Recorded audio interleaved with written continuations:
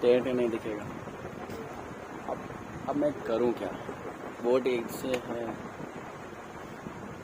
Board पर लिखा हुआ तो सीधा मैंने करेंगे ना।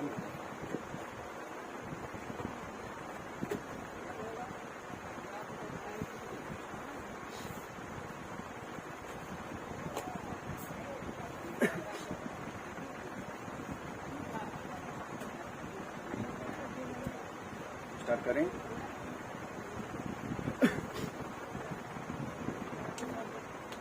हेलो दोस्तों, स्वागत है आप सभी का आपके अपने YouTube channel with Gulshan sir lectures में। मैं आज आप लोगों को क्लास 12 की फिजिक्स चैप्टर नंबर 4 में आपको विद्युत धारा के चुंबकीय प्रभाव के बारे में बताने जा रहा हूं और उसमें मैं आपको बताऊंगा एम्पियर के परिपथीय नियम। एम्पियर के परिपथीय नियम के बारे में बताने जा रहा हूं और उसका अनुप्रयोग भी बताऊंगा। तो आइए मैं आपको बताऊं एम्पियर के परिपथीय नियम। एम्पियर ने क्या बताया था? चुंबकीय क्षेत्र एवं लंबाई के अल्पांश, चुंबकीय क्षेत्र एवं लंबाई के अल्पांश। लंबाई के अल्पांश मान लीजिए ये कोई आकृति है, कोई गोला है जिसके अल्पांश की अगर बात किया जाएगा छोटी सी अल्पांश की, तो ये लंबाई छोटी सी, अगर इसकी पूरी लंबाई एल रही होगी, ये अल्पांश इसकी डीएल हो जाएगी। क्या हो जाएगी? डीएल। अगर मैं उसका लंबाई पूरा एस लूंगा तो यहाँ पर ये छोटी सी एस हो जाएगी। ये एल ही लेता हूँ ताकि अच्छी रहेगी। ये एल हो जाएगी तो ये हो जाएगी बी डीएल कॉस थीटा।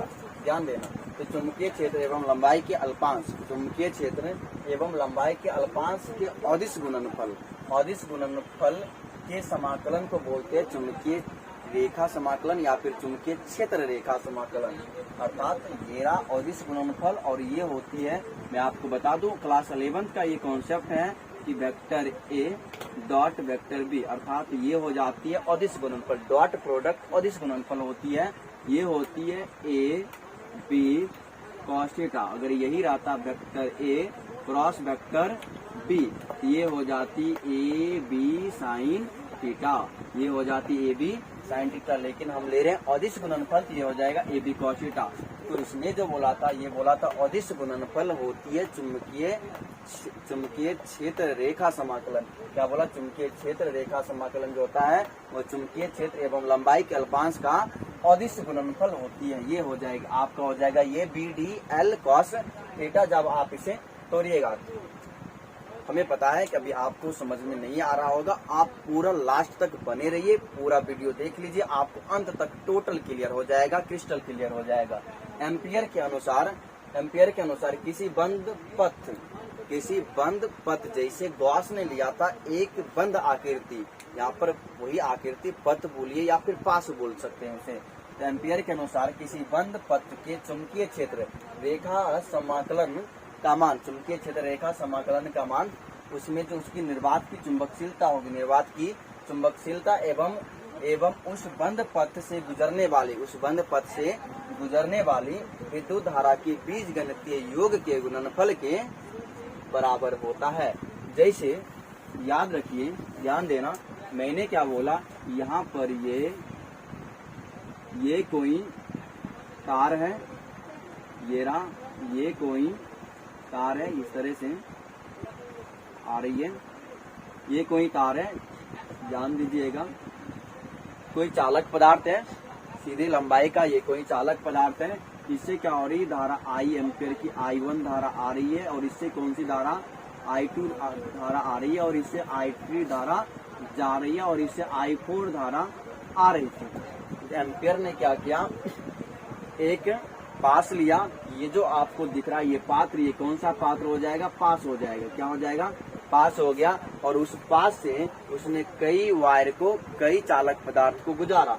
तो चालक पदार्थ से गुजारा तो उसने देखा कि टोटल कितने धाराएं निकल रही, टोटल कितनी विद्युत धाराएं गुजर रही। जैसे गॉस ने लिया था, गॉस ने कोई बंद आकृति लिया था,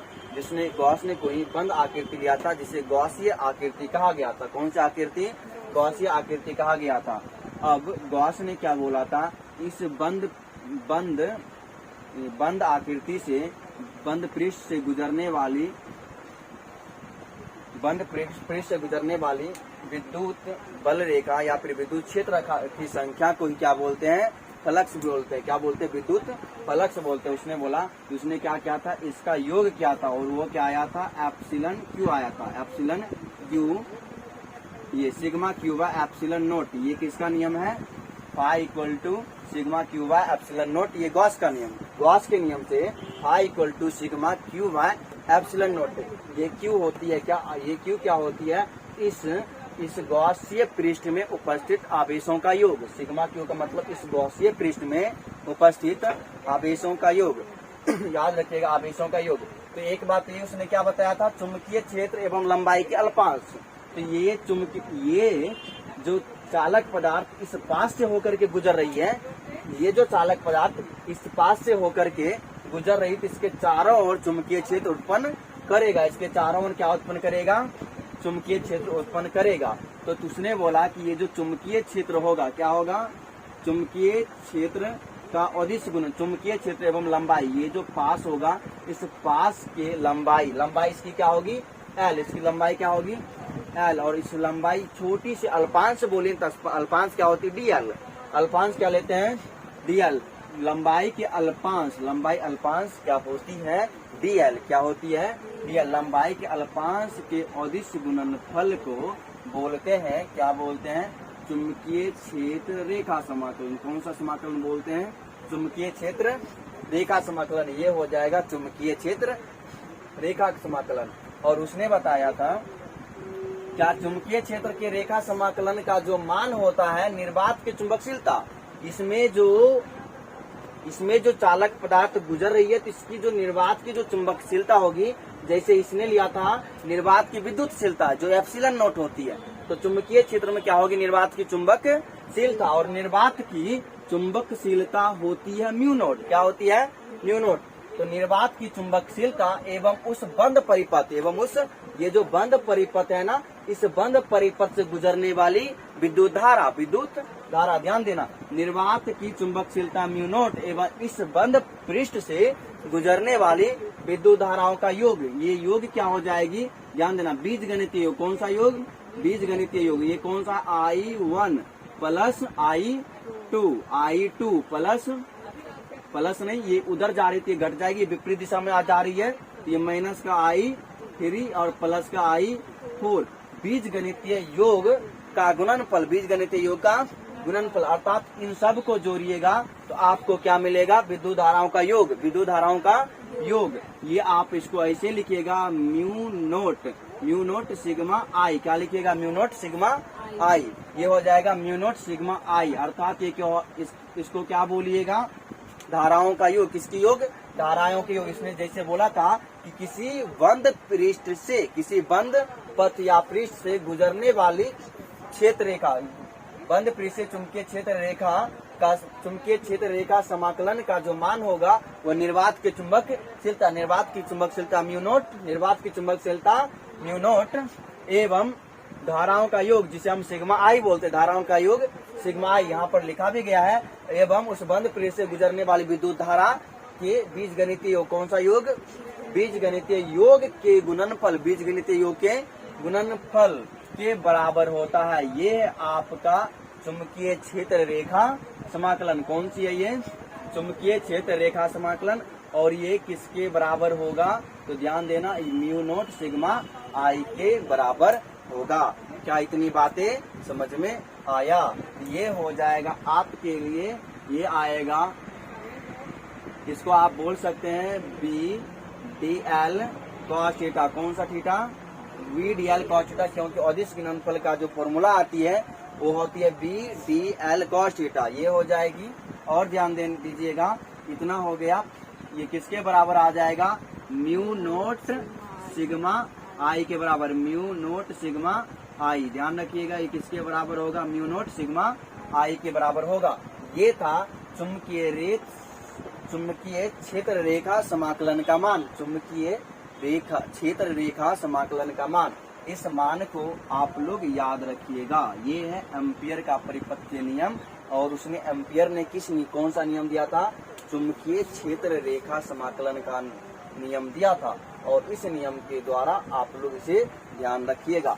आप इसे ऐसे भी लिख सकते हैं ये E1 क्या हो जाएगा, आप ये जो सिग्मा आई है ये क्या है, धाराओं का बीजगणितीय योग। आप इसको ऐसे भी लिख सकते हो, B इसको तोड़ दीजिएगा तो ये हो जाएगा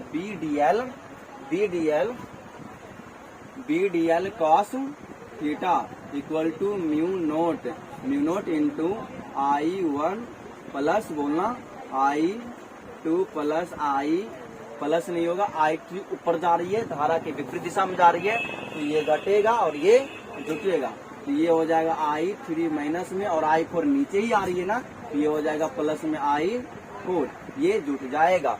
आप लोग समझ पाए होंगे। ये था।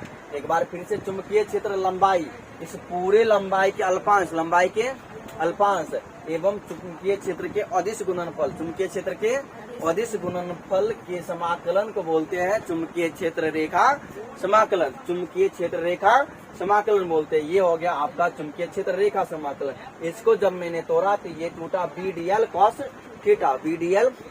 थीटा। अब एम्पियर के अनुसार किसी बंद पृष्ठ, जैसे हो गया ये बंद पथ बोलिए या फिर पृष्ठ बोलिए या फिर पास बोलिए, इसे बंद पास से कितना विद्युत धारा गुजर रहा है, फिर कितना विद्युत धारा गुजर रहा है, उसके बीजगणितीय योग देख लीजिए। चुंबक की विद्युत निर्वात की चुंबकशीलता म्यू नॉट होती है, निर्वात की चुंबकशीलता म्यू नॉट एवं बंद पास से गुजरने वाली विद्युत धाराओं के बीजगणितीय योग के गुणनफल किसके बराबर होता है, चुंबकीय क्षेत्र रेखा समाकलन के बराबर होता है। इसको ध्यान में रखिएगा। उम्मीद है आप लोग इतनी बातें समझ पाए होंगे। समझ गई? ये था चुंबकीय क्षेत्र रेखा समाकलन। चलो इसे मैं मिटाता हूँ और अब मैं आप लोगों को क्वेश्चन करवाता हूँ। समझ गए? ये टोटल बातें था, उसने ऐसा पृष्ठ लिया था जैसे गॉस ने नियम दिया था। गॉस के नियम से आधारित नियम चुंबकीय क्षेत्र रेखा पर किसने दिया बताइए? एम्पियर ने दिया। किसने दिया? एम्पियर ने दिया था। गॉस ने दिया था फ्लक्स के लिए और विद्युत फ्लक्स के लिए दिया था, और एम्पियर ने किसके लिए दिया था? चुंबकीय क्षेत्र रेखा। किसके लिए दिया था? चुंबकीय क्षेत्र रेखा। चुंबकीय क्षेत्र रेखा यही होती है BDS cos थीटा का समाकलन, और इसका जो वैल्यू होती है वो क्या होती है? निर्वात की चुंबकशीलता और बंद पृष्ठ से गुजरने वाली विद्युत धाराओं के योग का गुणनफल, वो क्या होती है? चुंबकीय क्षेत्र रेखा समाकलन का वैल्यू होती है। इतनी बात समझ में आ गई? ये किसका नियम था? बोलना ध्यान से। ये था एम्पियर का परिपथीय नियम। किसका नियम था? एम्पियर का परिपथीय नियम। आपने समझा एम्पियर के परिपथीय नियम को। अब मैं आप लोगों को बताने जा रहा हूँ। याद रखना, अगला जो है एम्पियर के परिपथीय नियम का अनुप्रयोग।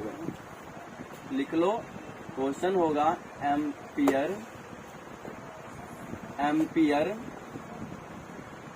के नियम, एम्पियर के नियम का अनुप्रयोग।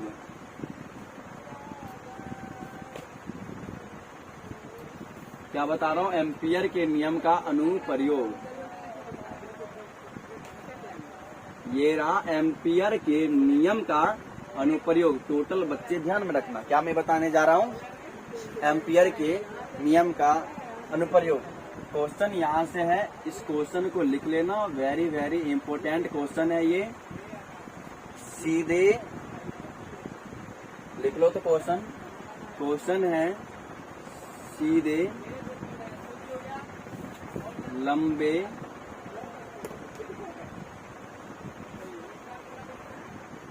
धारावाही, सीधे लंबे धारावाही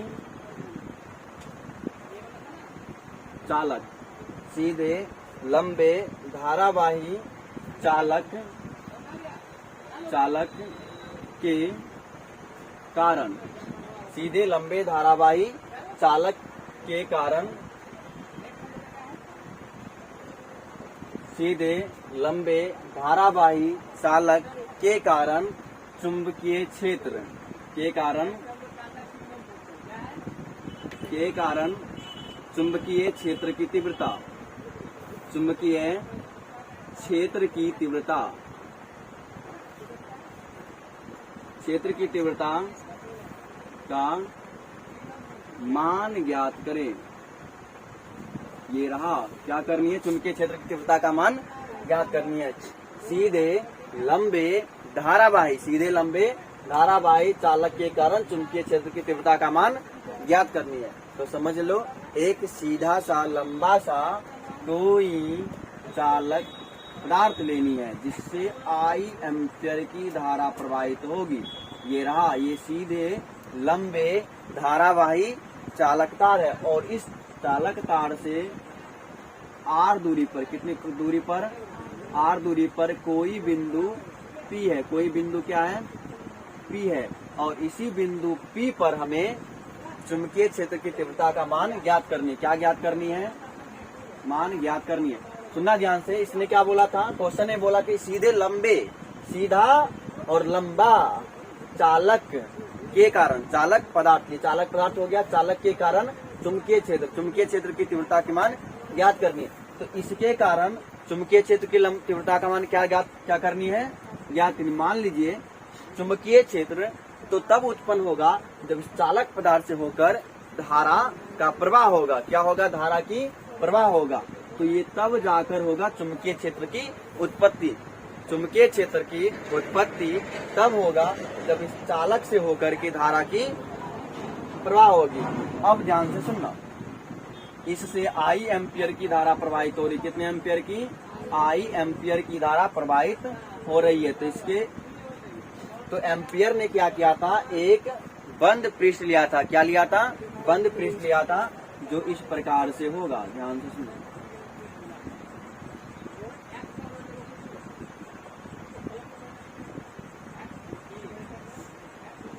ये रहा, ये कोई बंद पृष्ठ इस प्रकार से लिया था। किसने लिया था, एम्पियर ने लिया था। अब समझ जाओ, अब यहाँ से बताना, इस जगह पर अगर मैं अल्पांश की बात करूंगा, किसकी बात, अल्पांश की बात करूंगा, तो ये अल्पांश क्या हो, इस ये जो पास है इसका नाम क्या है, ये पास, क्या नाम है इसका, ये पास किसके द्वारा लिया गया है, एम्पियर के द्वारा।